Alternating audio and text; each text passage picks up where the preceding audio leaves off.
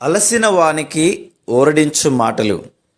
సహోదరుడు భక్త్ సింగ్ గారి పరిచర్య నుండి సేకరించిన అనుదిన ధ్యానములు.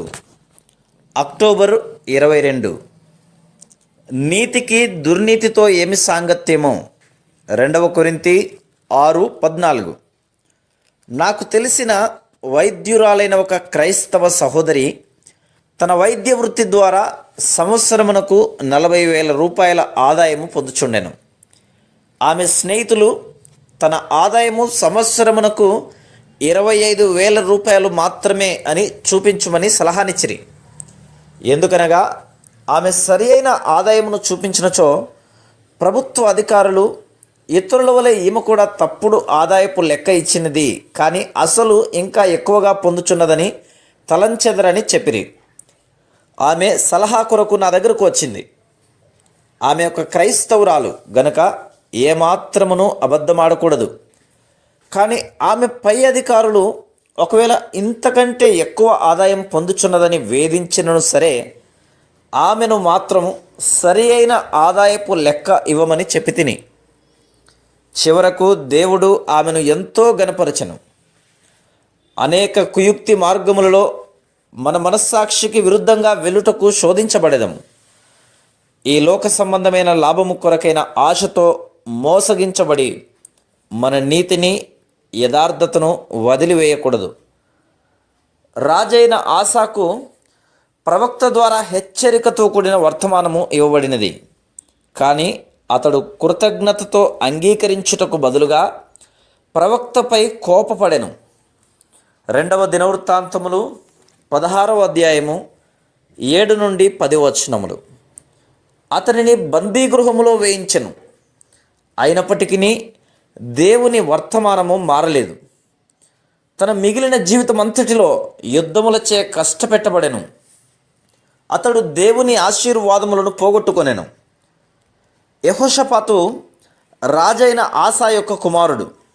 అతడు కూడా తన తండ్రి వలె ఎంతో చక్కగా ఆరంభించెను. అతడు దేవునికి లోబడినంత కాలము వృద్ధి చెందుచూ వచ్చెను. కానీ తర్వాత తన తండ్రి ఏ విధంగా ప్రభువు మార్గము నుండి తొలగిపోయి తన మీదకు నష్టమును తెచ్చుకొనో తెలిసి కూడా సాతాను యొక్క యుక్తితో కూడిన తంత్రములకు లొంగిపోయి అతడు కూడా తన మీదకు నాశనమును తెచ్చుకొనెను. యెహోషాపాతు అహాబు కుమార్తె అయిన అతల్యాను తన కుమారుడైన యెహోరాము కొరకు కోరుకొనెను. ఈ విధంగా అతడును అహాబును మంచి స్నేహితులుగా అయిరి. దాని ఫలితముగా యెహోషాపాతు జీవితంలోనికి లోకము ఎంతగానో ప్రవేశించినది. అనేక మంది విశ్వాసులకు ఇటువంటి అపాయమే సంభవించినది. మొదటిలో ప్రభు కొరకు ఎంతో ఆసక్తిగా ఉండేది. వారు ఎల్లప్పుడూ తమతో కూడా బైబిల్ను తీసుకొని వెలుచు సాక్ష్యమిచ్చుచు ఎంతో ధైర్యముగా బోధించిరి.